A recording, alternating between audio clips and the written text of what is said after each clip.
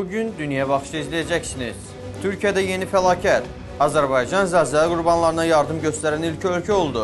ABŞ Suriyadakı səfirini geri çağırır.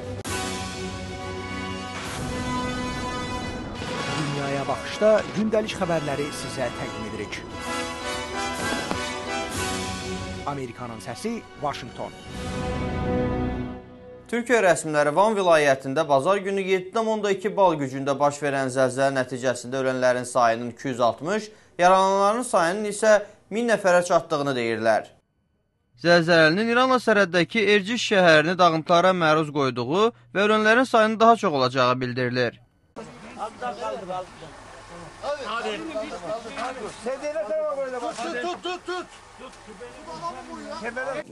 Evler var.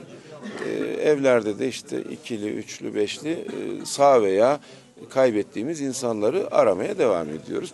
Xilasetmə dəstələrinin ağır texnikadan istifadə edərək dağıntılar altında sağ qalanları axtardıqları və bugün bir körpüdə daxil edilməklə bir neçə nəfəri xilas etdikləri deyilir. Bu gece zor yaşandı burada. Hani soğuktan hep ufak çocuklarla hani zor kaldık.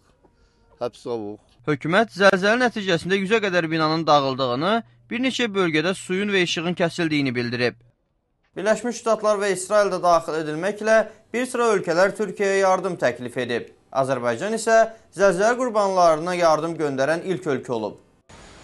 Oktyabrın 23-dən başlayaraq Azərbaycan Türkiyədə zərər çəkmişlərə kömək məqsədi ilə 3 təyyarə vasitəsilə xilas edicilər və yük göndərib.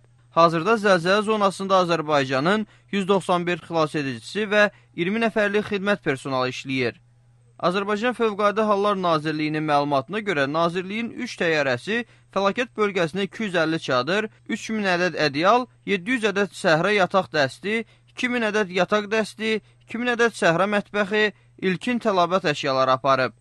Azərbaycan xilas ediciləri indiyədək dağıntılar altından bir qadını xilas edib və 4 cəsəd çıxarıb. Azərbaycan Milli Elmlər Akademiyası Respublika Seysmoloji Xidmət Mərkəzinin məlumatına görə epsentri Türkiyənin Van vilayətində olan zəlzələ Naxçıvan Muxtar Respublikasının Sədərək, Şərur, Babək rayonlarında, eləcə də Naxçıvan şəhərində 3,5-3 bal gücündə hiss edilib. Azərbaycan ərazisində dağıntılar yoxdur. Azərbaycan Prezidenti İlham Əliyev Türkiyə Prezidenti Abdullah Güllə telefonla danışıb və Türkiyə xalqına başsağlığı verib. Dünyaya Baxış web xəbər bülletenini izləyirsiniz. Birləşmiş Ştatlar təhlükəsizliyin qorunması məqsədi ilə Suriyadakı səfirini geri çağırıb. Dövlət Departamentinin rəsmisi Mark Toner Vaşinqtonun Suriyadakı səfiri Robert Fordu ölkədən çıxarmaq barədə qərarı ona qarşı edilən təhdidlərdən sonra verdiyini deyib. Birləşmiş Ştatlar rəsmilərinin Robert Fordun artıq Suriyanı bir neçə gün əvvəl tərk etdiyini deməsinə baxmayaraq, cənab Toner onun yenidən ölkəyə nə vaxt qayıdacağının məlum olmadığını deyib. Cənab Toner onu da əlavə edib ki, ABŞ Suriya hökumətinin səfirə qarşı təhdid kampaniyasını dayandıracağını ümid edir. ABŞ Müdafiə Naziri Leon Panetta bildirib ki, Birləşmiş Ştatlar Asiyada hərbi mövcudiyyətini bərpa edəcək və gücləndirəcək. We are not anticipating any cutbacks in this region. If anything, we're going to strengthen our presence in the Pacific. Yaponiyadakı Amerika qüvvələri qarşısında çıxış edən cənab Panetta daha əvvəl İndoneziyada Asiya Müdafiə Nazirləri toplantısındakı çıxışını təkrarlayıb. Cənab Panetta bildirib ki, ABŞ müdafiə xərclərinin azaldılması müzakirə mövzusu olsa da, bu Birləşmiş Ştatların Sakit Okean regionunda hərbi gücünü artırmasına təsir etməyəcək. O belə deyib ki, ABŞ qüvvələri İraqı tərk edəndən sonra da Amerika yaxın şərqdə mövcudiyyətini saxlayacaq. Amerika qüvvələrinin bu il dekabr ayının sonuna dək İraqı tərk etməsi planlaşdırılır.